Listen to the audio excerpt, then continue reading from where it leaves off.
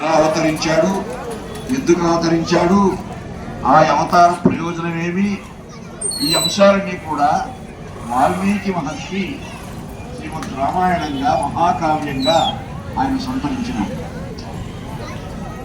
నిన్ననే చెప్పుకున్నాం, వాల్మీకి మహర్షి సప్తర్షుల చేత ఏ విధంగా ప్రభావితుడై నారద మహర్షి చేత ఉద్బోధింపడినటువంటి వాడై నారద మహర్షి యొక్క ఉత్తేజంతో ఎంత వైభవంగా శ్రీమద్ రామాయణాన్ని ప్రారంభించారో మనం చెప్పుకున్నాం. ఆయన సందేహాలన్నీ తీరిపోయింది, పటాపంచలైపోయింది. కోసలో నామముదిత స్ఫీతో జనపదాన్ మహాన్ నివిష్ట సరయూ తీరే ప్రభూత ధనధాన్యవాన్. కోసల సామ్రాజ్యం ఉన్నది.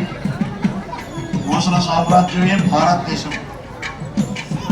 సరయూ నది తీరంలో రాజధాని నగరం కలిగినటువంటి కోసల సామ్రాజ్యానికి అధిపతి దశరథ మహారాజు గారు.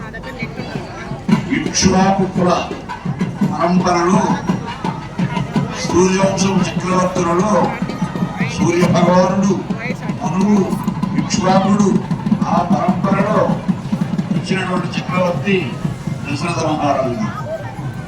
ఆ పరంపరాగతంగా సంక్రమించినటువంటి భారతీయ సామ్రాజ్యాన్ని, కోసల సామ్రాజ్యాన్ని ఆయన పరిపాలన చేస్తూ ఉన్నాడు.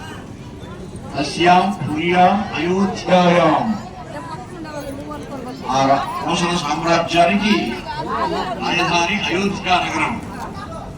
అయోధ్య నామ నగరి తత్రాసీన్ లోక విస్తృత మనుడా మానవేంద్రేణ యా పురి నిర్మిత స్వయా. మను చక్రవర్తి నిర్మించినటువంటి మహానగరం అయోధ్య. ఆ అయోధ్య నగరాన్ని రాజధానిగా చేసుకుని పరిపాలన చేస్తున్నారు. తస్యాం పుర్యాం అయోధ్యాయాం వేదవిత్ సర్వసంగ్రహ. వేదాంగ పారంగతులైనటువంటి మహారాజు. వేదాలు చదువుకున్నాడు, ఉపనిషత్తులు చదువుకున్నాడు, ధర్మశాస్త్రాలు చదువుకున్నాడు. దీర్ఘదర్శి మహాతేజ పౌరజానపదప్రియ మహాతేజ లోకస్య